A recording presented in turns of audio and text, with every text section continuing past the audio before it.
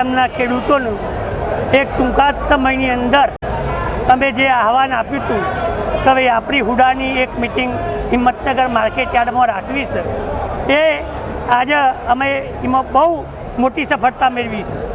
અને આજે જે સફળતા મળી છે એવી સફળતા કાયમ માટે આપવા માટે 11 ગામના તમામ નાગરિકોએ મને ખાતરી આપી છે કે હુડામાં ટોટલ 19,600 એકર જમીન આવેલી છે, જેમાં 7,500 એકર જમીન ખેડૂતોની જાય છે. અને ખેડૂતનો એક જ અવાજ છે કે હુડા હટાવો, જમીન બચાવો.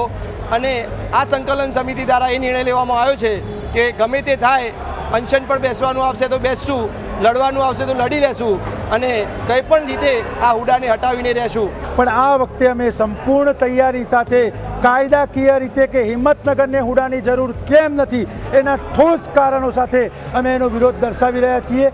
અને આગામી સમયમાં આના માટે જેટલા પણ જરૂર પડે એવા કાર્યક્રમો આપવાના છે. અમે જે વાત કરી રહ્યા છીએ, અમારી 40% જમીન જાય છે તો એ જાય જ છે. અને જો ના જતી હોય તો અમને તંત્ર આવીને સમજાવે.